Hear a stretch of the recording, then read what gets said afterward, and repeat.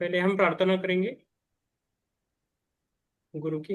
गुरुर्ब्रह्मा गुरुर्विष्णु गुरुर्देवो महेश्वरा गुरुर्साक्षात् ब्रह्म तस्मै श्री गुरुवे नमः।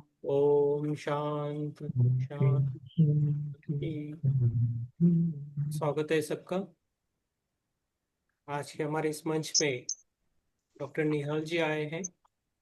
हम उनकी बहुत रिस्पेक्ट करते हैं, वो नेचर से जुड़े हैं। और उनसे मेरी एक दो बार मुलाकात ऋषिकेश में हुई है। बहुत ही बढ़िया है और उनका बहुत ही अनुभव अच्छा है। तो खाली हमें सिंसियरली सुनना है और उसके बाद वो ध्यान भी कराएंगे।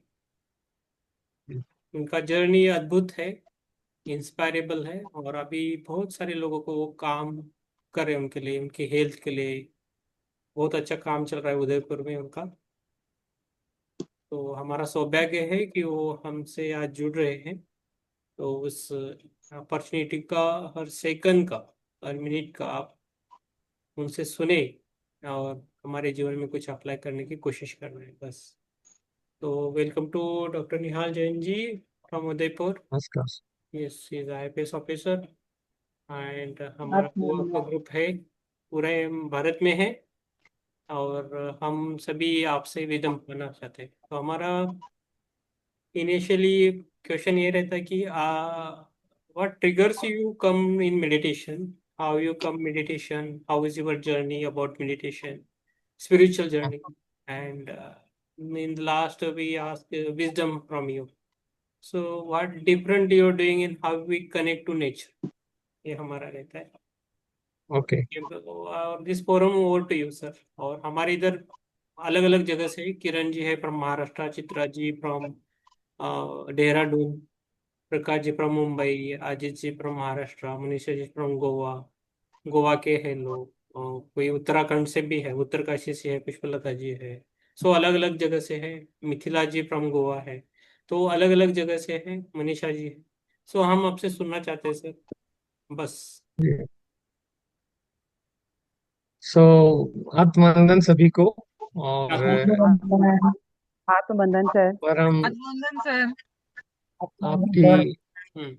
मुस्कुराहट भरे चेहरों को आत्मनिर्भर देख आत्म। करके हम्म। और मुझे बहुत प्रसन्नता है। मैं बहुत उत्साहित हूँ आपको हम्म। मेरी यात्रा और मेरे अनुभवों को शेयर करने के लिए। मेरी यात्रा हम्म। बचपन में शुरू हुई थी एक गांव से। हम्म। और अभी मैं उदयपुर शहर में रह रहा हूँ और इस बीच में बहुत सारे देशों में भी मैंने भ्रमण किया है। और हम्म। लगभग 33 हम्म। ईयर्स तक मैंने सेवा दी है। और ये मेरे पीछे जो है आपको एक पिरामिड दिख रहा है। ये पिरामिड उदयपुर शहर के बीच में बना हुआ है। हम्म। और इसका एफर्ट ये था कि it should be very eco friendly. Okay. तो मैं अपनी बात में दो तीन बातों पर जोर देना चाहूंगा कि मुझे सबसे ज्यादा इंस्पिरेशन है कि हम प्रकृति के साथ पूरे सामंजस्य में रहें। हम्म। और इसको मैं थोड़ा और विस्तार दूंगा बाद में। और दूसरा आयाम है कि प्रकृति के दिए गए सिद्धांतों को प्रकृति अपने स्वयं के तरीके से सभी जीवों को समाहित करते हुए कुछ सिद्धांत सिखाती है। उन सिद्धांतों का हम मनुष्य भी उपयोग करें और उसके आधार पर अपने जीवन को न केवल स्वस्थ बनाए बल्कि आनंदित भी बनाए। और अपने रिश्ते, सारे व्यवहार जो है वो भी समरसतापूर्ण हो। तो तीन शब्दों में उसको पिरोऊंगा कि जो हमारा गोल है, health, harmony and happiness. And happiness is a much closer goal than may be bliss. तो ultimately we should target the ultimate bliss. तो हेल्थ, हार्मोनी एंड हैप्पीनेस का हमारा जो लक्ष्य है वो हम प्रकृति से अपना सामंजस्य बना करके कैसे उसको सीख सकते हैं, कैसे उसको अप्लाई कर सकते हैं और कैसे उसको ज्यादा आसानी से हासिल कर सकते हैं। तो ये तीन बातों पर मेरा जोर रहेगा। और प्रकृति से ही, उसी सामंजस्य से हमारे को आध्यात्मिकता भी मिलती है। तो एक्शन में दो फ्रंट पर मैं जोर दूंगा कि प्रकृति के साथ हमारा क्या रिश्ता है, उस रिश्ते की गंभीरता को समझें और उस रिश्ते को बनाए रखें। उस रिश्ते की गंभीरता में चले जाएं और उसको बनाए रखें। एक तो ये बात है। और दूसरी आधारभूत बात है कि हम अपने आप को समझें, उसमें प्रकृति का भी सहयोग लें और अपने आप को समझ के अपनी प्रकृति को समझे, अपनी नेचर को समझे। So nature outside and nature inside, connecting both. और भी अगर इसको अलग शब्दों में बात करूं तो nurture your nature, nurture Dai nature. तो दोनों को मिला करके चलना है। तो ये मेरी बात का सारांश रहेगा। प्रीतम भाई ने पूछा कि ये यात्रा कैसे शुरू हुई, आध्यात्मिकता की तरफ कैसे झुकाव बना। तो उस बारे में थोड़ा सा बताऊं कि मैं बचपन से कुछ मेरे बड़े ब्रदर्स के संयोजन से वो कई पुस्तकें पढ़ते रहते थे। तो वो पुस्तकें मेरे भी हाथ लगी, तो कुछ पुस्तकें पढ़ते पढ़ते मुझे आध्यात्मिकता में रुचि हो गई। और मैं जो है अलग अलग जगह पे बहुत सारे प्रोग्राम्स अटेंड करने जाया करता था। मेरी पैदाइश गांव में हुई, गांव के आसपास की पृष्ठभूमि में मैं रहा। तो मुझे वैसे भी प्रकृति का ज्यादा सानिध्य मिला। और उसके बाद जब मैं पढ़ाई करते करते अपनी पीएचडी करने के लिए दिल्ली में पहुंच गया, तो दिल्ली राजधानी हमारे देश की, बहुत तरह की एक्टिविटीज वहाँ होती है। तो एज ए स्टूडेंट मैं वहाँ पे हर संडे के अखबार को देखा करता था कि इस संडे को कहाँ पर क्या विशेष प्रोग्राम हो रहा है। और मेरी रुचि आध्यात्मिक प्रोग्राम्स में ज्यादा रहती थी, तो मैं अलग अलग जगह सुनने जाया करता था। और उसी दौरान मेरे को Maharishi Mahesh Yogi, art of living, Ramakrishna mission, Brahma Kumari, theosophy, बहुत सारे ऑर्गेनाइजेशन से मेरा कनेक्ट हुआ और मैं उनको सुनने जाया करता था। उसी दौरान मुझे ध्यान के अद्भुत अनुभव हुए, परम सुनने के अनुभव भी हुए। और उस क्रियाओं से मुझे बहुत रुचि बनी। और आगे जाकर के मैं पूछा करता था अपने साथियों से, अपने जो रिलीजियस प्रैक्टिसेस में काफी रहते थे, कि आप लोग ध्यान को क्यों नहीं अपना रहे हैं। आप बातें तो बहुत सारी धर्म की और सिद्धांतों की करते हैं, लेकिन ध्यान आपके जीवन में नहीं है तो धर्म आगे बढ़ नहीं सकता। तो इस तरह करके मेरी रुचि बनी और आगे यात्रा पीएसएसएम तक भी पहुंची। अगर उसके बारे में बताना चाहूँ तो मैं 2015 में, एक्चुअली उससे कुछ साल पहले मैंने जयपुर में एक आवास बनाना चालू किया था। और उससे भी कुछ साल पहले मेरे गुरु ने एक पिरामिड बनवाया था उदयपुर में। तो उन्होंने मेरे को बुलाया और बताया कि देखो हम पिरामिड बना रहे हैं। तो मेरी क्यूरियोसिटी हुई कि पिरामिड का क्या यूज है। तो उन्होंने बताया कि पिरामिड के अंदर बैठ के इतनी अच्छी ऊर्जा होती है कि उसमें आपका ध्यान बहुत अच्छा लगता है। और मैं उस समय स्टूडेंट था, I was a very young person. तो मेरी क्यूरियोसिटी हुई, मैंने उनसे जाना। फिर मेरे को जैसे ही कोई नई चीज पता लगती है, जिज्ञासा उस और गहराई से ले जाती है। तो मैं उस पिरामिड के बारे में काफी जानकारी इकट्ठी करने लगा, कुछ पढ़ने लगा, कुछ साहित्य देखा। और मेरी उत्कंठा हुई कि मैं भी अपने अ, स्थान पर पिरामिड बनाऊंगा। उसके कुछ वर्षों बाद मुझे जयपुर में अपना आवास बनाने की अ, अवसर मिला। तो उस समय मैंने उसमें एक पिरामिड मेडिटेशन हॉल बनाया। मेरा उसी समय से मन था कि हम प्रकृति और आध्यात्म के साथ रहेंगे। तो मेरा भाव था कि हम इस जगह को उसके लिए उपयोग करेंगे। ऊपर के मंजिल पर रेजिडेंस और नीचे एक पिरामिड हॉल बनाया। हॉल में कई सारे पिरामिड लगाए, लगाने के उद्देश्य से बनाया, लेकिन वो मेरा मकान अधूरा रह गया, मेरा स्थानांतरण हो गया। फिर मैं 2015 में इस चीज को ढूंढने लगा कि ये पिरामिड बनाने में क्या सावधानियां होती है, कैसे ध्यान रखा जाए। तो मेरे को डीएलएन शास्त्री जी का नंबर मिला दिल्ली से। मैंने उनको फोन किया कि सर मुझे ये जानना है। तो उन्होंने मेरे बारे में जाना, मैं क्या करता हूँ, किस भारतीय वन सेवा से हूँ, और उनकी बहुत क्यूरियोसिटी हुई। तो उन्होंने बोला ऐसा करता हूँ कि मैं स्वयं जयपुर आ जाता हूँ। अच्छा, डीएलएन शास्त्री जी एक यूनिवर्सिटी के वाइस चांसलर थे दिल्ली में। तो मेरे को लगा यार, मैं तो छोटी सी बात पूछ रहा हूँ, ये यहाँ आने का ऑफर क्यों दे रहे हैं। थोड़ी सी कुछ शंका भी होने लगी। पर वो तीसरे दिन आए, फिर उन्होंने देखा और सारी बात बताई, उन्होंने भी समझाया कि ऐसे ऐसे बना सकते हैं।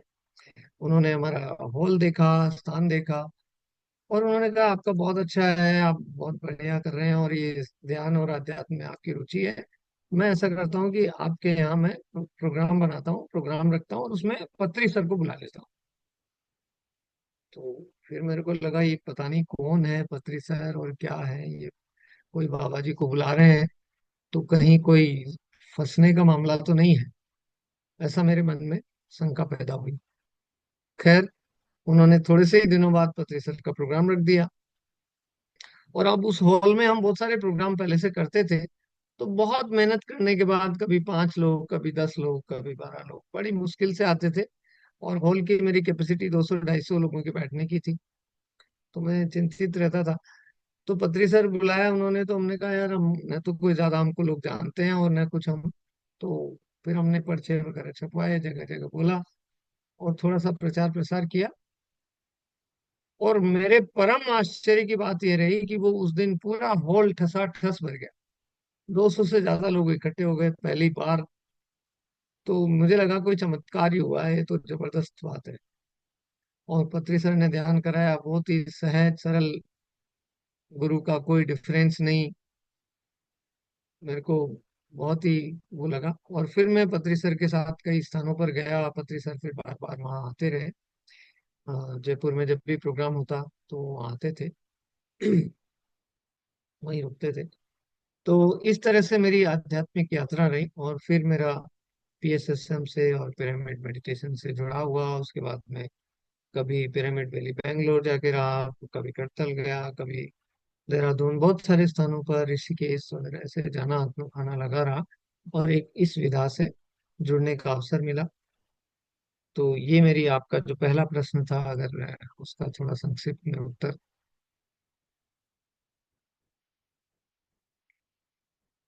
बहुत बढ़िया सर, बहुत अच्छा अनुभव। बहुत आपकी यात्रा एक गांव से शुरू हो गई और इस मुकाम पे आई, बहुत अच्छा सर, अच्छा लगा।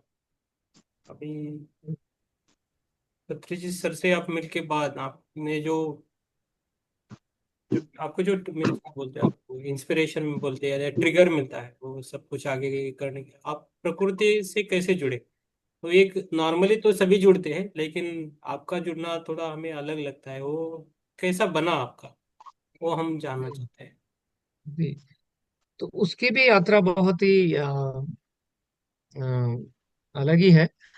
सबसे पहली बात तो ये है कि मैं जिस गांव में पैदा हुआ था, वो गांव बहुत ही एक तरह से किसी जगह जैसे रिमोट होता है उस तरह से था। यानी वो डिस्ट्रिक्ट हेडक्वार्टर से दूर, और आसपास के जो भी कस्बे थे उनसे भी थोड़ा सा इंटीरियर था। और वहां पर ऐसी स्थिति थी कि वहां पर पक्का रोड भी नहीं था। तो हर साल बरसात में 3 4 महीने वो बसेस बंद हो जाती थी, जैसे रास्ते खराब होते थे। और फिर मौसम के अनुकूल होने पर फिर वो कच्चे रास्ते ठीक होते, और फिर कभी कभी बस आने लगती। तो एक रिमोट प्लेस था। और मैं वहां पे, स्कूल भी केवल 5 क्लास तक स्कूल थी, 5th ग्रेड तक। और 5th के बाद हमको जब पढ़ाई करनी होती तो नियर बाय टाउन में जाना पड़ता था। और मैं एक व्यवसायी परिवार से था। तो टाउन में भी हमारा कोई मकान था वहां पर। तो मेरे बड़े ब्रदर भी वहां जाके पढ़े। फिर उनसे, मेरे 3 बड़े ब्रदर हैं, तो वो एक के बाद एक ब्रदर वहां जाते, और हम 1 2 साल के अंतर से हम मैं वहां जाता रहा। तो जब मैं वहां पढ़ाई करने कस्बे में पहुंचा, तो हमारे को अपने परिवार से मिलने के लिए, पिताजी से मिलने के लिए हर 10-15 दिन में जो मैं जाया करता था, तो हमें कोई 8-10 किलोमीटर पैदल जाना पड़ता था, क्योंकि नियरेस्ट बस जो है वहीं तक पहुंचती थी। और यही मेरा वो बीच पड़ा प्रकृति के। जब मैं गांव के माध्यम से, गांव के बीच में से होके, खेत खलिहानों से, पेड़ों के बीच में से जब जाता था, तो मेरा जो जिज्ञासु मन था वो ये कहता था कि आखिर ये इनका जीवन कैसा है, ये इतनी मेहनत करते हैं, और इनके लिए कैसे अच्छा इनका उत्थान के लिए कुछ काम होना चाहिए। ये मेरे बालपन में भी ऐसे विचार आते थे। और यहाँ तक ये हुआ कि जब जिस स्कूल में मैं पढ़ता था, उस स्कूल में मैं नियरली टॉपर के आसपास ही रहता था। फर्स्ट सेकंड थर्ड जो बच्चे होते थे पूरी स्कूल में, उनमें से मैं भी रहता था। तो मुझे कोई सा भी विषय चुनने की स्वतंत्रता थी, कि अगर मैं स्कूल में जब 9th क्लास में, उस समय विषय चुनना होता था। लेकिन मेरा मन जब वो कृषि से जुड़ गया, गांव वालों से जुड़ गया, तो मैंने कृषि विषय 9th क्लास में भी चुना। और ये मेरे सभी कई टीचर्स ने कहा कि you are very genius boy, इतना अच्छे पढ़े हो तुम, कहाँ agriculture is the subject which will be chosen last. मतलब कोई स्कूल में अगर चुनेगा तो बिल्कुल लास्ट सब्जेक्ट होगा, जिसको कहीं कुछ एडमिशन नहीं मिल रहा हो, कोई सब्जेक्ट उसके चॉइस का नहीं मिल रहा हो, तब वो एग्रीकल्चर लिया करता। And I as a topper took that that subject. तो मेरे फिजिक्स केमिस्ट्री कई टीचर्स ने कहा कि तुम साइंस ले लो, तुम कभी अच्छे इंजीनियर बनना, डॉक्टर बनना, कुछ बनना। मेरा उस समय भी ये दृढ़ता थी कि उनके इतने सुझावों के बाद भी मैंने कृषि को अपना विषय चुना। और कृषि का अध्ययन करते करते मेरा प्रकृति से काफी जुड़ाव हो गया। फिर जब मैंने कृषि के विषय में बैचलर्स की पढ़ाई करी, तो बैचलर्स के बाद भारत का एक सर्वोच्च संस्थान है कृषि के फील्ड में, दिल्ली में। वहाँ बहुत टफ प्रोसेस से ही एडमिशन होता है। पूरे हिंदुस्तान में से 1-2 लोगों का एडमिशन होगा एक सब्जेक्ट में। तो मैंने भी जो सब्जेक्ट चुना, मेरे को भी काफी कंपटीशन से, और जो पूरे इंडिया में 2 लोगों का चुनाव होना था, उसमें से एक मेरा चुनाव हुआ। और मैंने फिर वहां से पीएचडी करी। फिर उसी दौरान मैंने भारतीय वन सेवा का परीक्षा दी, और मैं भारतीय वन सेवा में सफल हो गया। और वहां फिर मेरा प्रकृति का जो यात्रा है और गहरी होती गई, क्योंकि मुझे जंगलों में जाने का मौका मिलता था। और आप सबके लिए एक ईर्ष्या की बात अगर मैं कहूँ, तो बहुत सारे लोग प्रकृति के सुंदरतम जगह पे जाने का भाव रखते हैं, समय समय पे जाते भी हैं। बहुत, कभी पहाड़ों में, कभी हिमालय, कभी कहीं पे। तो सब लोग गोवा भी, दूध सागर भी कहीं जाने का प्रयास करते हैं। और उसके लिए उनको अपने हिसाब से काफी व्यवस्था और खर्च भी करना पड़ता है। जो ईर्ष्या की बात की ओर मैं इशारा कर रहा हूँ वो ये है कि मुझे भारतीय वन सेवा में होने के नाते जंगलों में जाने का, प्रकृति के सुंदरतम जगह पे जाने का खूब मौका मिलता था। पर उसके लिए मुझे पैसा खर्च नहीं करना पड़ता था। मुझे सरकार वहां जाने के लिए पैसा देती थी। मैं I was on duty there. और इसी क्रम में मेरे को ऐसे भी अवसर मिले कि मैं करीब 15 से 20 देशों में गया हूँ, और बहुत जगह पे प्राकृतिक स्थानों पे घूमने का मेरा जो मन रहता था। मैं बहुत अच्छे अच्छे कंट्रीज में, बहुत खूबसूरत जगहों पर मैं इस भारतीय वन सेवा के दौरान गया। और मेरा जुड़ाव और गहरा से गहरा होता गया। और उस जुड़ाव में 2-3 बातें पैदा हुई। एक बात तो ये पैदा हुई कि हमें प्रकृति के साथ पूरे सामंजस्य से रहना चाहिए, ये भाव मेरे गहरे होते गए। दूसरा है कि हमें प्राकृतिक सिद्धांत संसाधनों का जो उपयोग करना है, उसकी सीमा हमारे को समझने की जरूरत है। और वन सेवा के दौरान, वनों का अध्ययन करने के दौरान, हमारी उसकी जो ट्रेनिंग के दौरान बार बार हमारे को ये चर्चा होती थी कि कैसे हम सस्टेनेबल लिविंग की ओर जाएं, कैसे इस धरती के प्राकृतिक संसाधनों को बचाए रखें, और इतना बचाए रखें कि ये आगे आने वाले हजारों, लाखों, करोड़ों वर्षों तक हमारे को वही सुंदरतम जीवन दे सके जो आज से 100, 200, 500, 1000 साल पहले दिया करती थी। ये भी दुष्परिणाम के बारे में जानकारी बहुत मिली कि हम एक हद से ज्यादा क्रॉस करते हुए, एक लिमिट से ज्यादा क्रॉस करते हुए हम संसाधनों संसाधनों का इस्तेमाल कर रहे हैं। और स्थिति ये हो गई कि हमारा जो धरती पर जो जीवन है वो बहुत ही मुश्किल होता जा रहा है। बहुत सारे जीव प्रभावित हो रहे हैं, बहुत सारी प्रजातियां विलुप्त हो रही है, और मानव जीवन को भी बहुत खतरा है। मानव गंभीर रोगों से प्रभावित रहेगा अगर इतना ही प्रदूषण रहेगा और प्रकृति के साथ असंतुलन रहेगा। ये भी गहराई से समझ में आने लगा। और यहाँ तक कि ऐसे भाव बने कि हमें प्रकृति के दोहन को शून्यता की ओर लाना चाहिए, शून्य डिस्टरबेंस करना चाहिए। मैं अगर थोड़ा सा टेक्निकल भाषा में कहूँ तो हमारा जो लाइफ स्टाइल ऐसा होना चाहिए जो जीरो कार्बन फुटप्रिंट पैदा करता हो। यानी कार्बन उत्सर्जन जो हमारे जीवन से होता है, हमारे रहने की प्रक्रिया से, संसाधनों के उपयोग से, अगर वो होता रहा तो पृथ्वी का संतुलन बिगड़ता रहेगा, तापमान बढ़ता रहेगा, जलवायु परिवर्तन होता रहेगा, बहुत सारी प्रजातियां अ, सफर करेगी और मानव जीवन भी सफर करेगा। तो इसलिए ऐसे भाव बने कि हमें जीरो कार्बन फुटप्रिंट लाइफ में जीना चाहिए। और ये मेरे डीपी के सामने जो एक पिरामिड दिख रहा है, ये इको फ्रेंडली पूर्णतः बनाने की जो प्रेरणा है, इसकी भी जड़ ये इस प्राकृतिक जीवन की ओर बढ़ने से ही हुई है। ये जो पिरामिड बना हुआ है ये उदयपुर शहर के बीच में है, और इसमें वही संसाधनों का उपयोग किया गया है जो कुदरत ने धरती पर नेचुरली बनाए हैं। धरती पर मिट्टी सभी जगह है, वनस्पति सभी जगह उगती है, तो उससे पेड़ की लकड़ी, बांस, उसकी घास, ये सब पैदा होती है। और चूना धरती में बहुत जगह मिलता है, प्राकृतिक रूप से मिलता है, आपको बनाना नहीं पड़ता है, उसको पकाना नहीं पड़ता है। धरती हमको चूना देती है। तो हमने उपयोग किया है चूना, मिट्टी, लकड़ी, बांस, घास, मुख्यतः यही सामग्री हमने उपयोग करी है इसमें। और उसका भाव ये है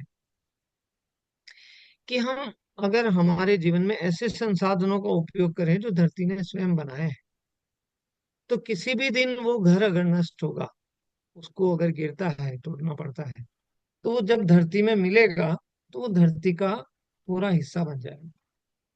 और उस स्थान पर वापस वनस्पति उगेगी, पेड़ पौधे उगेंगे, फूल खिलेंगे और फल भी लगेंगे, और जीवन अनवरत चलता रहेगा। इसके विपरीत हम जिस तरह के घरों में, शहरों में आजकल रहते आ रहे हैं, वो सब सीमेंट, लोहे और प्लास्टिक और ऐसी चीजों से बन रहे हैं। और ये घर जब गिरेंगे, गिरना तो है ही है, 150 साल में कभी तो गिरना ही है, तो वो जब गिरेंगे और धरती पर फैलेंगे, तो उस जगह एक घास का तिनका भी नहीं उगेगा, क्योंकि हमने धरती की जीवंतता को, जीवित क्षमता को 1700 डिग्री पर जला करके उसके सारे जीवों की जीवन देने की क्षमता को नष्ट कर दिया है। और ये घर ऐसा नहीं है कि कोई एक दो आपके घर है, आपका पूरा शहर।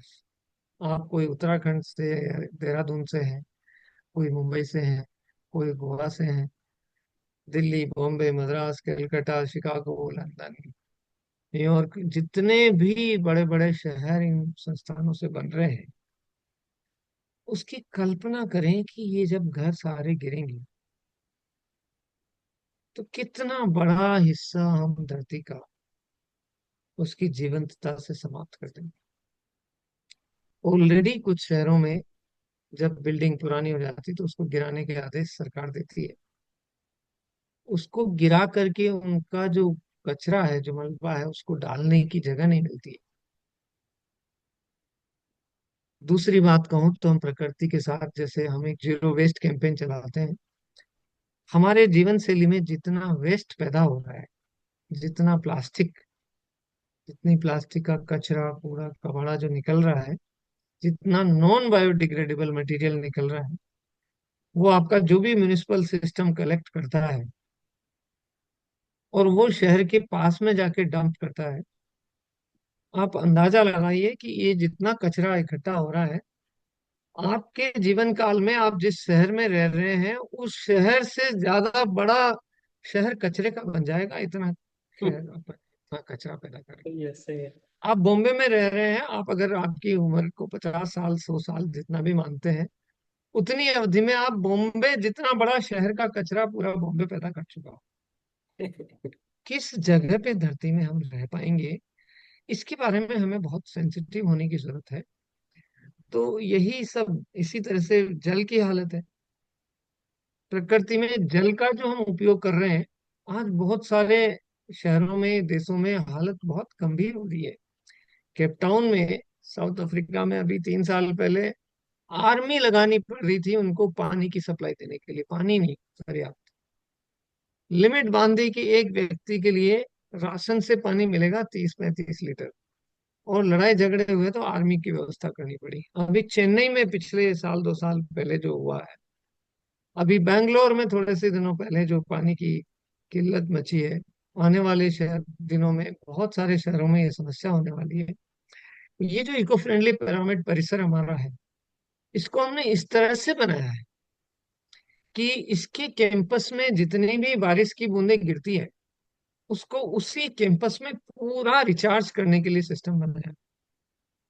हमने कई जगह पिट्स खोदे हैं, पिट्स में रंबल रूपल्स भरे हैं, और पानी जब बह के आएगा तो पहले तो उस धरती में रिचार्ज होगा। और जितना भी ओपन एरिया है, काफी ओपन एरिया रखा है हमने, और पूरे परिसर में जब सारा पानी जमीन में रिचार्ज हो जाएगा, क्योंकि हम पानी को भरने भी देते हैं, रिचार्ज पिट्स भी बनाए हैं, तो जितना पानी बरसेगा वो सारा धरती में समाहित होता जाएगा। जब बहुत ही तेज बारिश हुई कभी, तो अगर उस पे जब तक 2-2 इंच का पानी नहीं भर जाए, तब तक हमने बाहर का ड्रेनेज नहीं दिया है। जो वो पानी थोड़ी देर भरा रहेगा, थोड़ी सी देर बारिश रुकेगी, वो पूरा फिर रिचार्ज हो जाएगा। तो जब तक मेरी ये इस प्लॉट की धरती ये नहीं कह देती कि हे ईश्वर, तूने बहुत प्राप्त कर दिया, अब मेरे को पानी की और आवश्यकता नहीं है, तभी वो बूंद हमारे यहाँ से बह के बंगाल की खाड़ी में जा सकती है। नहीं तो ईश्वर की दी हुई हर बूंद हमारे ही धरती पे हमारे ही पानी के चक्र को पूरा करेगी। अगर ऐसा हर घर करने लग जाए, तो किसी शहर में पानी की शॉर्टेज नहीं हो सकती। और ये जो वाटर सप्लाई के बड़े बड़े टैंकर्स इधर से उधर चलते हैं, और कई दूर दूर के डैम से सैकड़ों किलोमीटर तक का पाइपलाइन बिछा करके और जो पानी लाते हैं, और उस प्रक्रिया में पर्यावरण का बहुत बड़ा नुकसान हो रहा है। क्योंकि उसमें बिजली, पानी, सामग्री, जितनी व्यवस्थाएं हो रही है, वो सब कार्बन उत्सर्जन कर रही है। इस परिसर में हमारी बिजली हम खुद बनाते हैं, हमने पूरा सोलर पैनल लगा रखा है। और अभी तो हम एक्सिस बना रहे हैं, हम हमारी तरफ से बिजली पावर ग्रिड को सप्लाई दे रहे हैं, जो किसी न किसी पड़ोसी के, अड़ोसी के किसी ने काम आ रही है। अभी तो हम बिजली सरप्लस हैं। जब आप जैसे ध्यानी लोग यहाँ 100, 200, 500 की तादाद में आने लगेंगे, हो सकता है तब हम थोड़ी सी बिजली हमारी पूरी उपयोग कर पाए। अभी तो हम बिजली सरप्लस में हैं। So we are zero energy footprint, we have zero water footprint, we have zero waste footprint, we have zero carbon footprint. और अब हम चाह रहे हैं कि हम पूरा प्रकृति के साथ होते हुए हम पूरे जीरो बन जाए, यस। हम भी शून्यत्व में आ जाए, हम पूरी शून्यता को प्रकृति के साथ समाहित करते हुए ग्रहण कर सके। बहुत बढ़िया तो सर। ये एक आयाम मैंने अपना इस यात्रा का बताया, कि गहरे भाव बने हैं कि आखिर हमारी जिम्मेदारी है, हम इस धरती पर कौन सी तरह का जीवन हम जिए, वो हमारा दायित्व है। और आप इस परिसर में आएंगे तो आप महसूस करेंगे कि बहुत ही आनंदित वातावरण वहां का रहता है। वहां कोई एसी कूलर की जरूरत नहीं पड़ती है।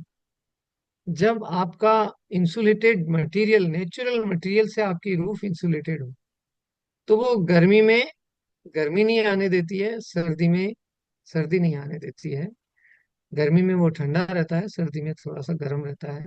और बहुत ही ऐसा वातावरण बनता है कि आप ध्यान में भी बहुत आसानी से जा सकें। तो शून्यत्व में जाने का ये रास्ता भी है। तो ये छोटी सी मैंने यात्रा आपके सामने पेश करी। मैं थोड़ी सी देर में आपको एक वीडियो भी दिखाना चाहूंगा। आप कहें तो अभी दिखा देता हूँ। यस सर, आप गो हेड सर, बहुत अच्छा है सर। आ, हम आधुनिकता के पीछे लग के डिपेंडेंसी बढ़ा रहे हैं, लेकिन हमारी जो सनातन या भारतीय परंपरा है वो इंडिपेंडेंस है। हर एक विलेज इंडिपेंडेंट था। तो ये वेस्ट का और या पानी का और कोई भी समस्या पहले कभी हमें इतिहास में तो पड़ी नहीं है। खाली अकाल के टाइम वो ऐसा होता था, लेकिन सब कुछ अपने आप ही मिलता था, सब कुछ होता था। लेकिन आप जो जो आपने जो आयाम बनाया है बहुत ही बढ़िया है, और मुझे बेहतरीन लगता है सर। वही सबको हमें करना जी। चाहिए आज के इस जमाने में। बहुत बढ़िया सर। आप सर गो हेड सर, आपको मैं आपका टाइम नहीं लो, आपका ही टाइम है सर। यस, मैं ये शेयर कर रहा हूँ। यस। तो ये आपको स्क्रीन पे आपके ये वीडियो दिख रहा है? अभी दिख रहा है या नहीं दिख रहा है?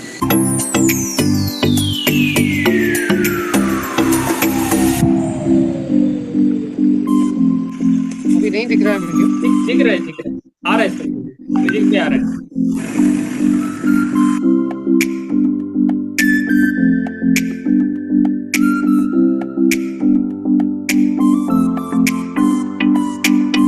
अभी हमने यहाँ पर एक पिरामिड बनाया है, और ये हमने बहुत ही इको फ्रेंडली किचन बनाई है। ऐसे वाटरफॉल्स बनाए हैं हमने, और ये नेचुरल वाटरफॉल है। धूप डाले तो सूख जाता है, लेकिन ये चलता रहता है।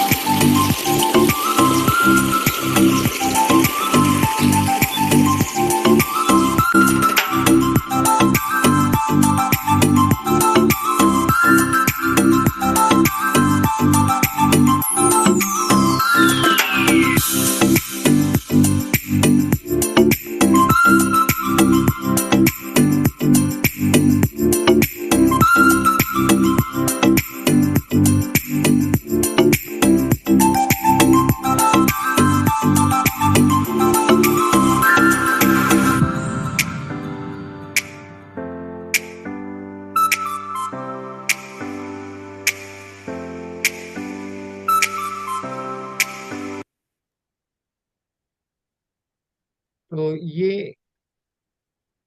ये मैंने एक छोटा सा वीडियो जो प्ले किया है, ये एक स्थान, अभी तक तो मैंने उदयपुर वाले पिरामिड की चर्चा करी थी।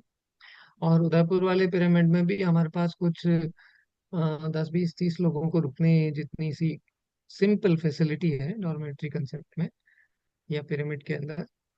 लेकिन जो मेरा यात्रा रही, और जो मेरी कुछ एक उत्कंठा सी बनी कि हम एक ऐसा प्रकृतिमय वातावरण वाला स्थान तैयार करें जहां पर प्रकृति के सिद्धांतों को सही रूप से, पूर्ण गहन रूप से, एक प्योरिटी से हम कोशिश करें अच्छी तरह से अप्लाई करने की। तो उदयपुर से 40 किलोमीटर दूर, लगभग 20 एकड़ जमीन में, हाँ, ये जमीन का एरिया लगभग पिरामिड वैली जो बैंगलोर का एरिया है उससे थोड़ा सा ही कम होगा। लगभग उसके बराबर सा एक बड़ा सा एरिया है। बहुत ही नेचुरल एरिया है, जिसका मैंने ये आपको अभी वीडियो दिखाया है। तो उस स्थान पर हम एक ये समझिए कि एक इको आश्रम जो है तैयार कर रहे हैं। और वहां पे मैं आप सबको आमंत्रित कर रहा हूँ, और आपके माध्यम से जो अभी सुन रहे हैं और जो बाद में इसको सुनेंगे, उनको सबको निवेदन कर रहा हूँ कि आप यहाँ आए। यहाँ की थोड़ी दो चार विशेषताएं मैं आपको निवेदन कर दूं। कि एक तो हम इसमें आर्टिफिशियलिटी जो होती है ना, यानी हम जो अपने शहरों के कल्चर से कोई गार्डन्स बनाते हैं, सिस्टमेटिक कुछ एक अलग सा शेप देते हैं, वो नहीं करते हुए हमने इसको बिल्कुल नेचुरल रखा है। कुदरत का जो जंगल का जो स्वरूप होता है वो रखा है। उसका फायदा ये है कि कुदरत की जितनी भी प्रजातियां हैं वो सब आपस में वहां पे इंटरेक्ट करते हुए विद्यमान रहती है। छोटे से छोटे जीव से लेके और बहुत तरह के पंछी, बहुत तरह के जीव जंतु, बहुत तरह की वनस्पति प्रजातियां, कई औषधीय पौधे, यहाँ तक कहूँ कि मैं जैसे वहां पर ऐसे बहुत सारे पेड़ हैं, जैसे हम अलग अलग नक्षत्रों के 27 पेड़ हम मानते हैं कि 27 नक्षत्रों से जुड़ी हुई प्रजातियां। मेरे वहां पे ऑलरेडी 20 से ज्यादा प्रजातियां हम करा चुके हैं। हम हमारे 7 चक्रों से संबंधित अलग अलग प्लांट्स जिनके फ्लावर्स का उपयोग करते हैं, वो भी हम वहां लगाने का प्रयास कर रहे हैं। तो वहां आकर के हम अपनी प्रकृति के साथ जुड़ सके, अपने नक्षत्रों के पेड़ों के साथ जुड़ सके, वहां ट्री हगिंग कर सके। वहां ब्यूटीफुल रॉक्स है, आप पेड़ों पे मचान बने हुए हैं, पेड़ों पे चढ़ सकते हैं। वहां पे छोटी छोटी नदियां नालियां हैं, वहां पे आप नहाना धोना कर सकते हैं, मड बात कर सकते हैं, वाटरफॉल का उपयोग कर सकते हैं। और सनराइज सनसेट ब्यूटीफुल वहां पे रहता है, और बहुत ही रिमोट जगह है, एकदम से आइसोलेटेड है, बहुत ही पीसफुल है। तो जो भी वहां जाते हैं वो कहते हैं कि हमको ऐसा लगता है कि हम कोई दुनिया छोड़ करके और एक दूसरी दुनिया में आ गए। तो that is very very totally cut off an area, और बहुत रिमोट एरिया है, पीसफुल है एकदम से। और जब वहाँ हमको पिरामिड मिल जाता है, ध्यान मिल जाता है, प्रकृति का आहार और प्रकृति की दी हुई वनस्पतियों से वहीं की कुछ सब्जियां वहीं की कुछ फल लेके, और हम आहार वगैरह तैयार करते हैं, अपने हाथ से करते हैं, तो हाथों से जो रस निकलता है और आपके भावों से जो हार्मोन बनते हैं, उससे वो बहुत ऊर्जावान हो जाता है। और फिर वातावरण, ध्यानियों के साथ बैठे हैं तो ध्यान का भी बहुत अच्छा होता है। रात्रि में चांद बहुत अच्छे से दिखता है, तारे अच्छे से दिखते हैं। शहरों में रहते रहते हमारा ध्यान ही नहीं जाता है कि कभी आसमान भी तारों से भरा होता है, और उसकी खूबसूरती भी बहुत कुछ होती है। जब चंद्रमा की रोशनी में पूर्णिमा को हम ध्यान करते हैं तो वो वहां पर रस भरपूर बरसता है, क्योंकि पूरा चांद प्रकृति के बीच में मुखरित होता है।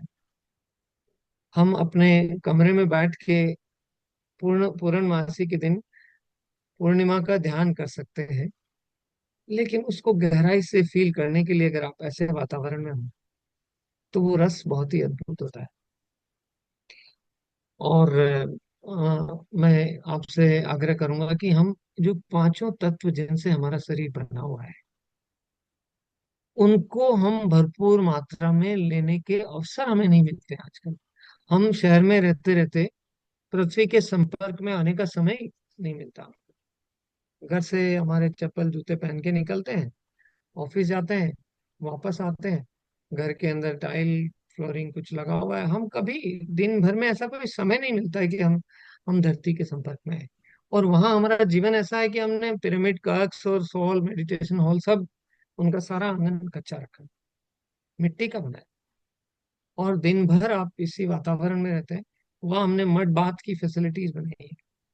तो हम पृथ्वी तत्व के संपर्क में आते हैं, हम प्राकृतिक आहार को बना के पृथ्वी तत्व को संतुलित करते हैं। खुले आसमान से आकाश तत्व भरपूर मिलता है, शुद्ध वायु से हमें वायु तत्व पूर्ण मिलता है। झरनों में, झीलों में, नदियों में नहाने से हम जल तत्व की पूर्ति कर लेते हैं। हमारे वहां आके रहने मात्र से कुछ अलग से एक्स्ट्रा ऑर्डिनरी कुछ नहीं करना होता है। सुबह उठे, ध्यान किया, चट्टानों पे बैठे, सूर्य दर्शन किया, सूर्य की पूरी ऊर्जा मिल जाती है। वहां रहने से ही आपके पांचों तत्व एकदम संतुलित हो जाएंगे। 5 7 दिन, 10 दिन, 15 दिन आके वहां रहे, आपका सारा जीवन एकदम से परम स्वास्थ्यमय हो जाएगा, बहुत आनंदित हो जाएगा। तो ये प्रेरणा रही है कि हम प्रकृति के साथ जुड़े। और प्रकृति के जुड़ाव को मैं 3 4 चरणों में मानता हूँ। अक्सर हम किसी से भी पूछे तो लोग कहेंगे कि मुझे भी नेचर बहुत अच्छा लगता है। अक्सर अधिकांश लोग यही कहें। शायद ही कोई मिलेगा जो कहेगा कि मुझे प्रकृति अच्छी नहीं लगती। सब लोग झीलों के किनारे, झरनों में, नदियों में, सब जगह जाना चाहते हैं। इसको मैं फर्स्ट स्टेप कहूंगा कि वी लाइक नेचर, पसंद करते हैं।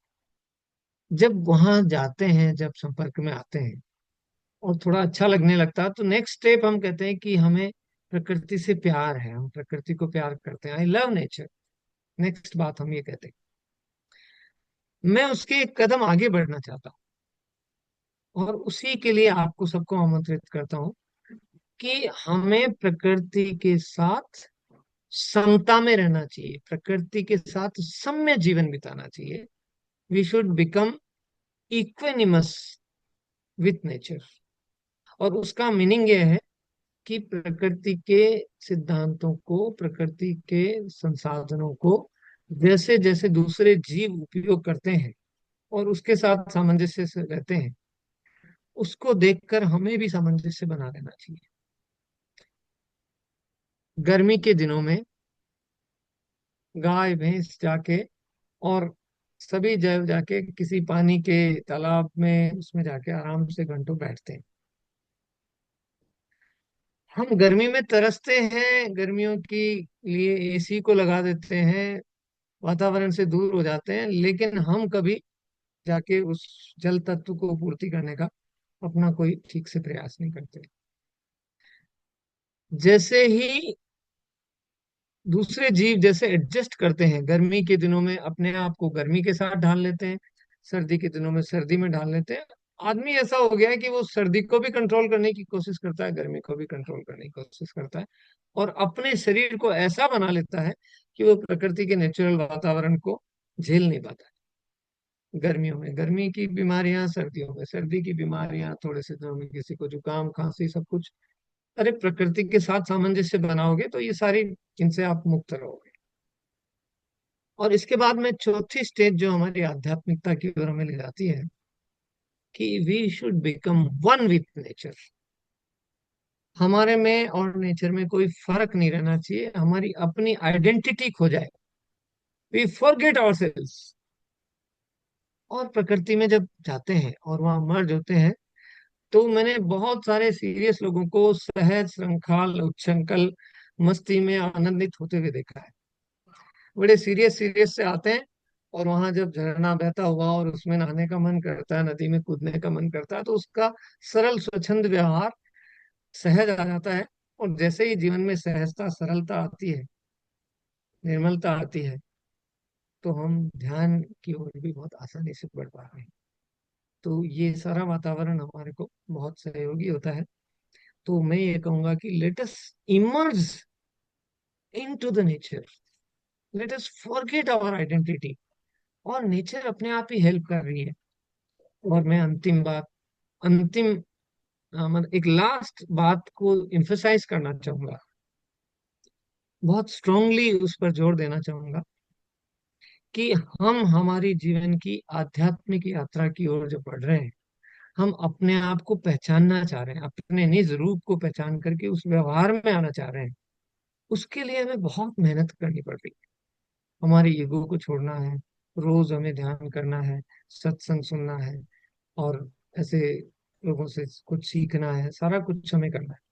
उस सारी प्रक्रिया में आप अगर प्रकृति को जोड़ देते हैं, प्रकृति के बीच चले जाते हैं, प्रकृति सम्य हो जाते हैं, प्रकृति में इमर्ज हो जाते हैं और प्रकृति को पूरा अवसर देते हैं, तो आपका एफर्ट लेवल बहुत कम हो जाता है। आपको बहुत कम एफर्ट में ही वो उपलब्धि हो सकती है।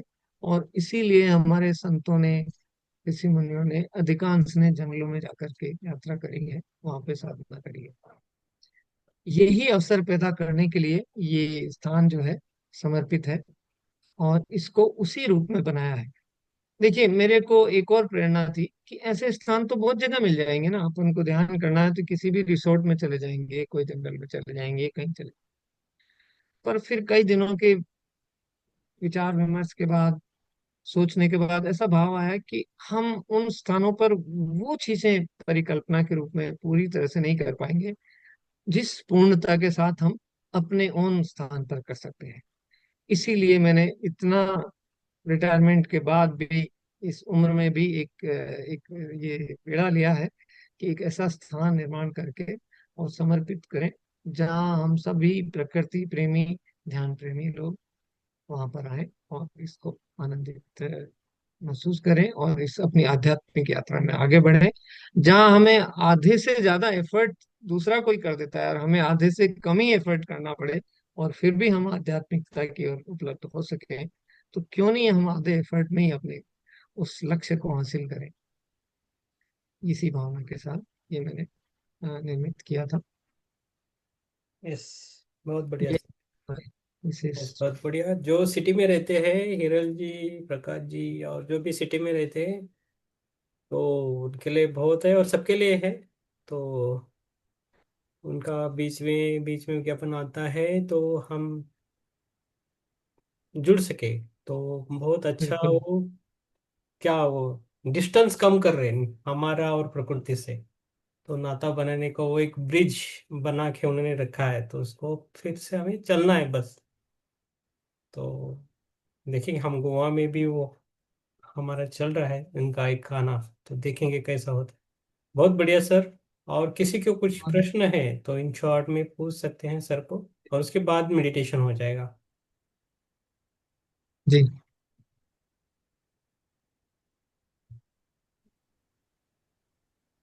बंधन सर। आत्मानंद। सर हम असम से हो। मेरा नाम वेलकम। मुकुल कलिता और ये मेरा मिसेस, हम दोनों है। नमस्कार सर। नमस्कार। नमस्कार। सर बहुत अच्छा लगा आपका जो ये यात्रा है, हम सुन के बहुत अच्छा लगा। और आपने जो ये इको फ्रेंडली पिरामिड बनाया, जी। तो ये भी, इसके लिए हम आपको बहुत कोटि कोटि नमन करता हूँ, क्योंकि इस समय में ये इको फ्रेंडली पिरामिड का बहुत जरूरत है। जैसे हम लोग का ये आसाम में 30 साल, 30 ईयर्स, 40 ईयर्स पहले जो घर होता था सर, वो सेम हम्म। ऐसा ही होता था। वो खेर से हाँ बना हाँ। हुआ था, बेम्बो से और लकड़ी से बना हुआ था। अभी यस धीरे यस। धीरे वो खत्म हो गया है, अभी सब पक्का आ गया, सब सीमेंटेड आ गया, लोहा का आ गया। कंक्रीट का है। हम्म। तो उसी टाइम हम खुद भी रहे थे, हम जब छोटा था, क्लास हम 4 5 में था, उसी टाइम हमारा घर भी ऐसा ही था सर। उसी टाइम बहुत मजा था उसमें, ना बिजली था ना हाँ उसमें हाँ हाँ। एसी एसी का जरूरत था। तो वो याद हम आ भी। गया सर मुझे। हम हाँ। बहुत ही बढ़िया। बहुत थैंक यू सर, बहुत अच्छा लगा। और थैंक यू। गांव के घर में तो गोबर होता है ना, गोबर से हाँ। पूरा ये लिपाई इसमें करते हैं। लेप लगाते हैं वो लोग। हाँ हाँ। हाँ। ये मेरे। इकड़ा को, इसको हम हाँ। इकड़ा बोलते हैं। थोड़ा जी जी लंबा सा बहुत अच्छा। शीशे हाँ। होता है। इससे होता है। हम्म। तो तो और हम वही वही चाहते हैं कि ये मैंने शहर के बीच में इसलिए बनाया कि थोड़ा सा याद दिलाने के लिए कि लोगों को यार, आप जरूरी नहीं है कि आप जिस तरह के मकान में रह रहे हो वैसा ही संभव है। संभावना बहुत कुछ है। और भाव ये है कि आप इस एक तरफ इस एक्सट्रीम में रह रहे हो, आपका लाइफ जो है एक्सट्रीमली दूसरी तरफ चला गया है। आप अगर इतना एक्सट्रीम में आके केवल घास के घर में भी नहीं रहना चाहे तो बहुत सारे ऑप्शन है बीच में जो इको फ्रेंडली है। जी और उस पे भी मैं कभी कभी वर्कशॉप्स करता हूँ कि how to make your house eco friendly. और दूसरा, उसमें एक दो बातें आज के विषय वस्तु में मैंने नहीं छुई है कि एक बहुत सिंपल सी नॉलेज है कि आपके घर में किस और खिड़की दरवाजे होने चाहिए, किस और हवा निकालने का रास्ता होना चाहिए। उतनी सी नॉलेज से घर में बहुत सारा वातावरण चेंज हो जाता है। लेकिन आपको भी शायद आश्चर्य हो या ना भी हो आश्चर्य, क्योंकि ऐसा होने ही लग गया है।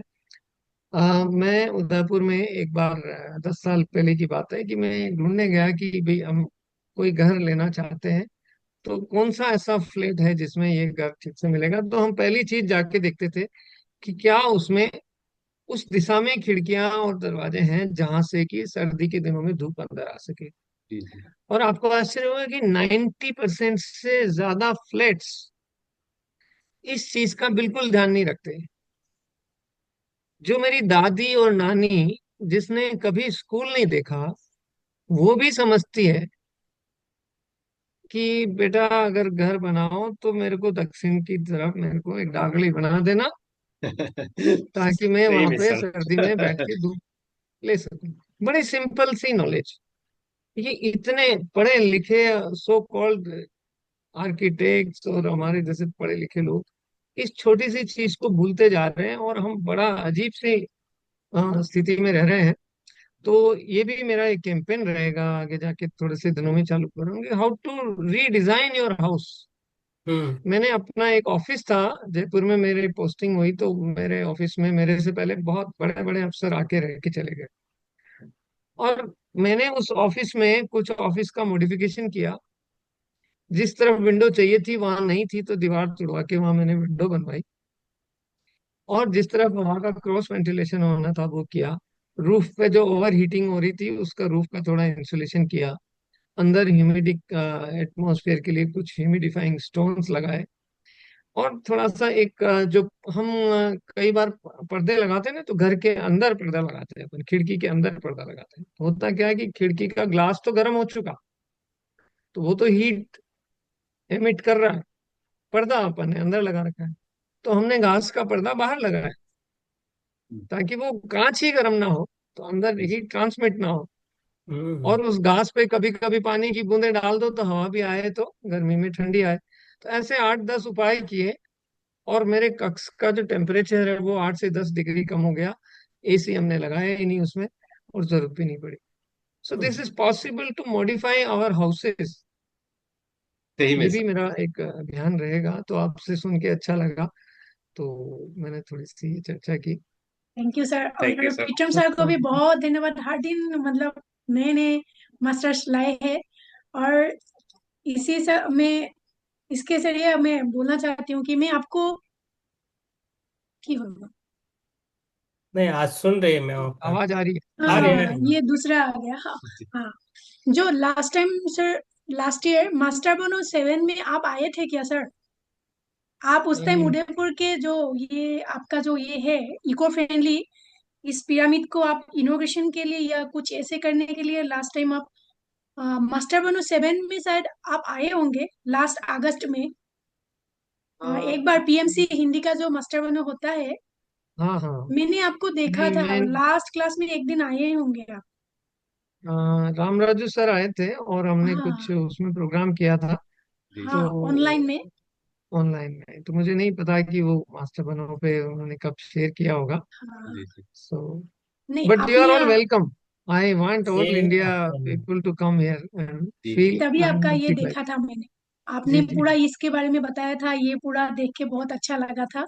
जी जी। और पूरा अभी लगभग 1 साल हो गया है, तो पूरा 1 साल में आपको मिल गया पीटम कर सर के जरिए। तो पीटम सर सर को का भी भी धन्यवाद धन्यवाद। है, बहुत बहुत धन्यवाद आपको ये और प्रीतम आप सर नहीं मिल को। रहे, बाद में हम बात करेंगे आपसे, जरूर करेंगे। जी आप भी मास्टर बन रहे हैं, इधर वीकली आ रहे हैं।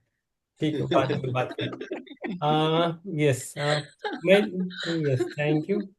मैं चाहता हूँ कि जो जो सर ने जो काम किया है, डॉक्टर जी ने, वो बहुत ही बढ़िया है। बहुत थोड़ा, हम जो हमारी जो एज है अभी सबकी, हम मोर देन 40+ है, तो उस हिसाब से हम आ गए हैं, हम भूल गए हैं, और उसको उजागर करना बहुत इम्पोर्टेंट है। तो ये खाली इंट्रोडक्शन है सर जी का, इससे भी गहरा ज्ञान उनके पास है और विजडम भी है। This is introduction, and I gone through his 7 days और 9 days course in the, I think 1.5 year हो गया उसको। रितु जी के ग्रुप में उन्होंने शेयर किया था पूरा कोर्स, तो बहुत अच्छा ज्ञान है। तो यूट्यूब पे भी अवेलेबल है, नहीं तो इन फ्यूचर भी उनका अवेलेबल रहेगा। उनसे जुड़ेंगे हम, और हमारी ख्वाहिश यही रहेगी। तो गोवा में भी है वैसा बहुत अच्छा माहौल है, खाली हमें बनाना है बस। आप कभी आप भी आए गोवा में, तो आपको थोड़ा जरूर आपको दिखाएंगे। और स्मिता जी है, और अलग अलग एरिया में है, बहुत अच्छा नेचर है। तो how we can connect, we can learn from sir always, and any questions we can make it in. और यस, और कोई क्वेश्चन नेचर रिलेटेड है तो सर से पूछिए, और नहीं तो हम ध्यान के ले जाएंगे सर के साथ। और सर, आप कुछ विजडम देना चाहते हो तो आप दे सकते हो sir. How we can hmm. Connect, that is first step is to we have to come to your place and connect, that is one thing. Yes sir, मेरा एक क्वेश्चन था। सर, जी। आपका जो ये उदयपुर का जो ये इको फ्रेंडली ये पिरामिड है, और इसमें जो हम्म। भी नेचर रिट्रीट है, उसमें आने और रहने के लिए कितना मतलब उसका एंट्री फीस कितना है, वो कैसा है, मतलब हम प्रिपेयर कर सके कि कभी दिन आए तो। लास्ट ईयर हमने ये नवंबर में इनॉग्रेट किया था, जी। और हमारा फर्स्ट 1 ईयर के लिए वी डिक्लेयर्ड कि we will not charge anything from any meditator to come and stay in the pyramid premise. वाह सर। राइट। तो अभी हमारे को फर्स्ट ईयर के लिए हमने कोई चार्जेस नहीं रखा है, और दूसरा, ध्यान के लिए हम कभी कोई चार्ज रखते भी नहीं है। सो एवरीवन इज वेलकम, है ना? That is first thing. Secondly, हम जब कभी प्रोग्राम्स ऑर्गेनाइज करते हैं, तो उसके लिए हम थोड़ा बहुत कंट्रीब्यूशन का भी रखते हैं। तो हम तीन तरह के इवेंट्स करते हैं। एक इवेंट हम फ्री करते हैं, दूसरा हम गिफ्ट इवेंट करते हैं जिसमें people can pay as they want, मतलब वॉलंटरीली। और थर्ड में हमारी जब थोड़ी कॉस्ट कुछ लगती है कोई अरेंजमेंट्स करने में, व्हीकल्स, स्टे वगैरह ऐसा कुछ, तब हम थोड़ा सा एक कंट्रीब्यूशन लेते हैं। तो अभी मेरी तीन चार पांच अपकमिंग इवेंट्स हैं, मैं क्विकली बता देता हूँ। अ, हम नेचर ट्रिप्स करते हैं। तो क्योंकि मैं बहुत सालों से करता रहा हूँ, खूबसूरत सेंचुरीज में, जंगलों में ले जाता हूँ। तो अभी जैसे 14 अगस्त से 18 अगस्त, इट इज सो क्लोज, 10-11 दिन बाद ही है। तो आई एम टेकिंग थ्रू, जैसे यहाँ की एक एशिया की लार्जेस्ट मैन मेड लेक है, प्री इंडिपेंडेंस टाइम की, और पहाड़ियों के बीच में अरावली में। तो वहाँ हम नाइट स्टे कर रहे हैं। और वहाँ पे हम मतलब बहुत अच्छी जगह है जहाँ पे हम ध्यान भी करेंगे। सो वो ट्रिप है एक, तो number one. Number two, on 22nd August I am completing my experience on this planet of 65 years। तो मैं कोशिश कर रहा हूँ कि मैं 65 years की लर्निंग को 2 दिन में शेयर करूँ। तो I am keeping that whole program free. मतलब मैं अपने यहाँ रहने का और खाने का और सारी व्यवस्था मैं कर रहा हूँ अपनी तरफ से। So this 22nd August to 24 August I am not asking for any contribution. तो आप, everyone is invited free there. Third program मेरा आ रहा है 6th to 9th September। वो रितु मेनका और ये जो डॉक्टर रंजन की टीम है वो कर रही है। तो वो कोऑर्डिनेट भी वही कर रहे हैं, उसमें थोड़ा बहुत कंट्रीब्यूशन है। But that is on the September full moon. तो फुल मून टाइम पे हम मॉर्निंग इसी स्थान पर 6 to 7। ज्यादातर रहेंगे। 6th to 9th September, 6th morning में पहुंचना है, 9th evening you will be free. और एक और additional facility, if you want to come a couple of days before और स्टे एक दो दिन बाद में और रुकना चाहें, तो then our place will be free available, right. इसके बिल्कुल। बाद हमारा 20 सितंबर से एक रिट्रीट आ रहा है। वो हेल्थ रिट्रीट है, मतलब हेल्थ 20 एंड स्पिरिचुअल दोनों है उसमें। आपने डॉक्टर रितु जैन का नाम सुना होगा। She is also coming. She is from US actually. तो यूएस में उन्होंने न्यूट्रिशन और नेचुरल हेल्थ पे कुछ पीएचडी वर्क किया है। She is doctorate from there. तो उनकी विजडम को भी हम यूज करेंगे। और इसी तरह से दो चार प्रोग्राम्स और आने वाले हैं। तो मैं कोशिश करूंगा प्रीतम जी के माध्यम से आपको ये सारे मैसेजेस पहुंचते रहें। और मैं चाहूंगा कि हिंदुस्तान भर से लोग यहाँ आए और इसको अडॉप्ट करें, और यहाँ पे अपनी विजडम भी शेयर करें, और इस वातावरण का फायदा उठाएं। ये जो नेचर है हेल्प कर रहा है, इसका लाभ उठाएं। So you are all welcome. Thank you so much sir your information. But आपने जितना भी डेट्स दिया है, हाँ, बहुत अच्छा है, ट्राई करूंगी। देखते बिल्कुल हैं, आइए मेरा और सर। भी प्रोग्राम सेट हो रहा है, देखते हैं क्या राइट, कर सकते हैं। राइट। लेकिन विजिट आपका तो करना है आपके यहाँ, आपका आएंगे। कभी ना कभी ऐसा दिन आएगा जिस दिन आपका प्रोग्राम नहीं होगा, फिर आपको यहीं का प्रोग्राम बनाना होगा। जी सर, जी सर, जरूर सर। लास्ट ईयर से मैं बिल्कुल। सोच ही रही थी और आपसे हम्म, मिलवा दिया पीटम सर ने। ये बहुत सब अच्छा। डिवाइन प्लान ही है, तो आपके वहाँ तो आ ही रहे हैं, जी जी, वो भी डिवाइन मोस्ट प्लान ही होगा। Most welcome. Thank you sir, thank you. Yes. Thank you. Thank you Smita ji and Nipu ji. Yes. और किसी को कुछ प्रश्न है तो पूछ सकते हैं, नहीं तो हम ध्यान के लिए जाएंगे, सर ध्यान करवाएंगे। और सर आपको कौन सा म्यूजिक चाहिए बोल दीजिए, हम उस हिसाब से म्यूजिक लगाएंगे। और हाँ। Any soothing music would be fine. और मैं थोड़ा सा 1-2-4 मिनट का इसी में नेचर विजुअलाइजेशन को ऐड करना चाहूंगा। हाँ, yes sir, yes sir, continue sir. We sometimes we all are practitioners, तो हमें कई बार उतने सपोर्ट की आवश्यकता नहीं होती है। बट पीपल, जो नए लोग होते हैं, नए साधक होते हैं, या कभी ऐसी परिस्थिति होती है, तो little bit of visualization helps. So will do couple of minutes nature visualization. मैं उसकी कभी वीडियोस भी रखता हूँ, बट आज मैं वर्बली करूंगा। तो let us yes sir. use the visualization also as a part of the process. Okay. Thank you sir, thank you. Thank you. Without music भी कर तो सकते हैं आप, विदाउट गाना म्यूजिक। थोड़ा सा म्यूजिक होगा तो ठीक भी है। एक ओके। बहुत ही light soothing flute, anything, any music is fine.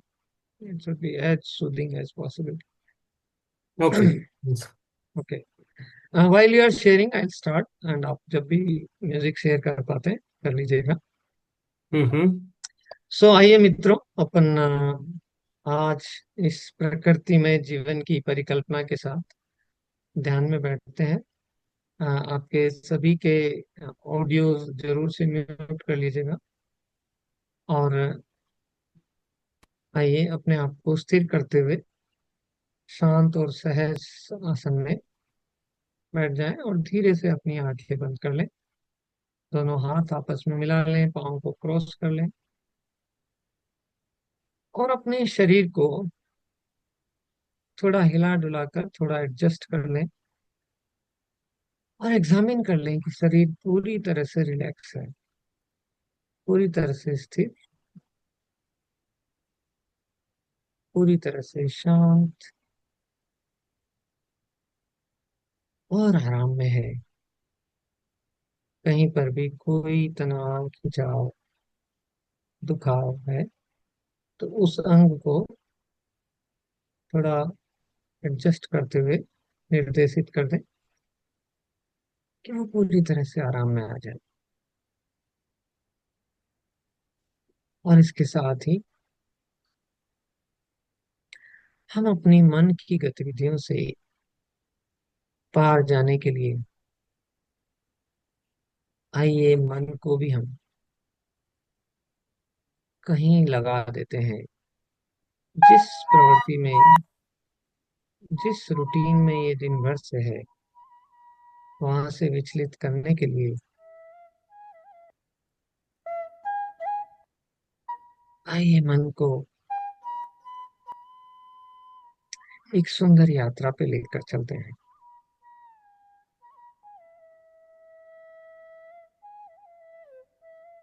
हम यात्रा करते करते एक बहुत ही सुंदर और रमणीक झील के किनारे पहुंच गए हैं।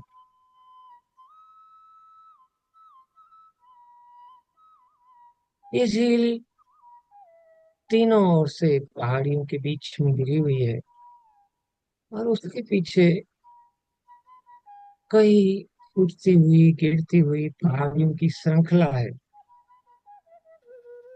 सभी पहाड़ियां पूरी तरह से हरियाली से आच्छादित है।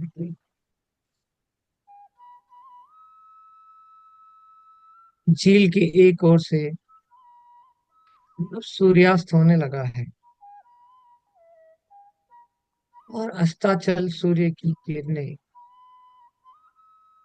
पानी पर रिफ्लेक्शन दे रही है, और धीरे धीरे पानी का रंग बदल रहा है। आसमान में लालिमा और बादलों के रंग भी बदल रहे हैं।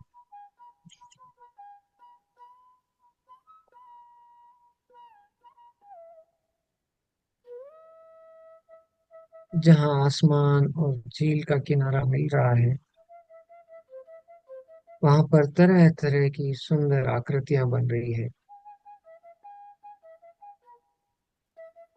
आसपास पंछियों के मंडराने की, पंछियों की कलरव की आवाजें आ रही है।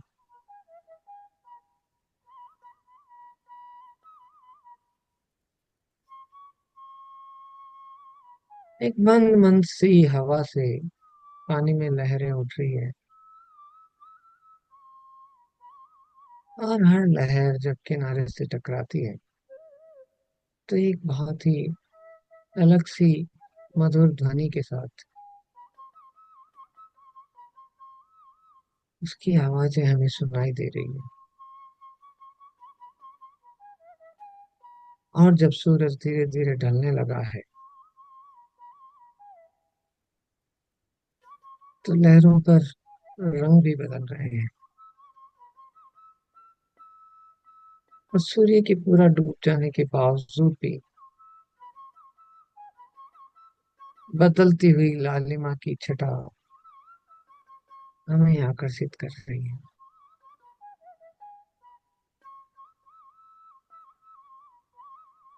मंद मंद हवा का स्पर्श हमें उत्साहित कर रहा है, हमें आनंदित कर रहा है।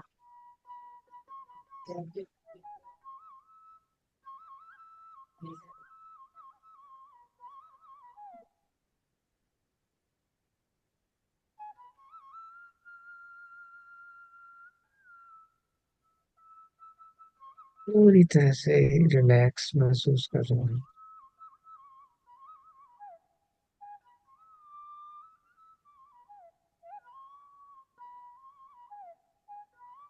हमारे सांसों की गति भी एकदम शांत और शिथिल हो गई है।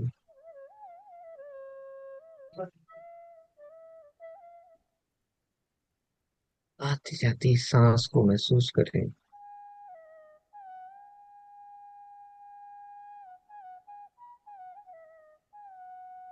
अति स्थिर, शांत, सहज, स्वाभाविक आती जाती सांस। कोई विचार नहीं, विचारों का कोई महत्व नहीं। हमारी दृष्टि सांसों पर स्थिर,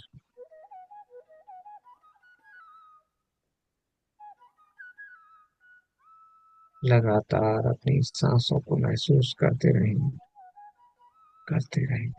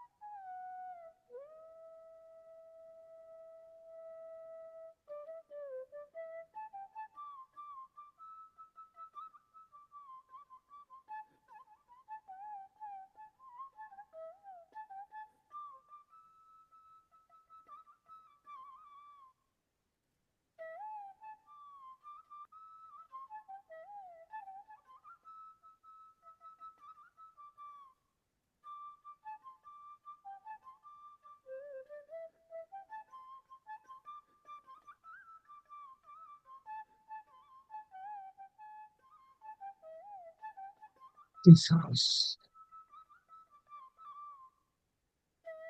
सांस पर पूरा ध्यान।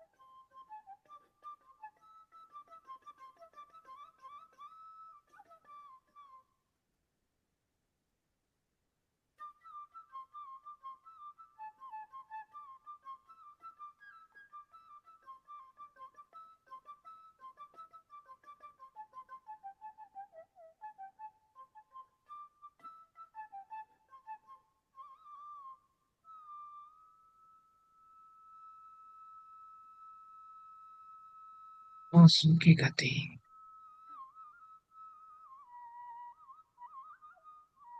आती जाती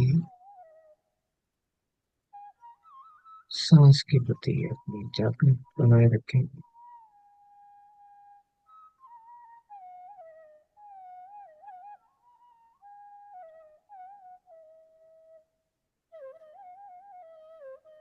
और हमारे शरीर में उत्पन्न हुई संवेदनाओं को महसूस करें।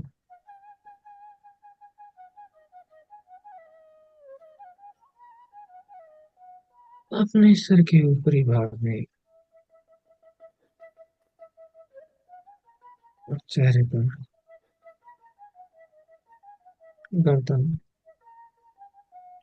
दोनों कंधों में, कोहनी, कलाई, हथेलियां,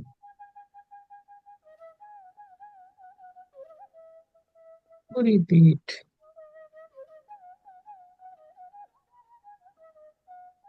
छाती, पेट, कमर,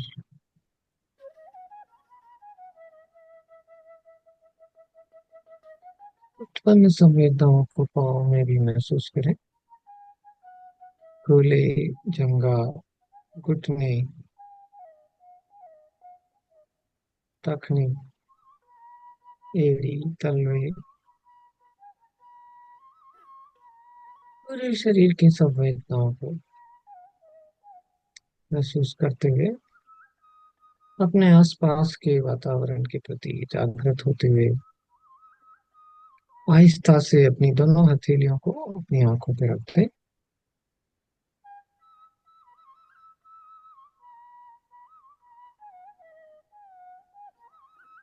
और भीतर आंखें खोलते हुए हथेलियों को आहिस्ता से हटाते हुए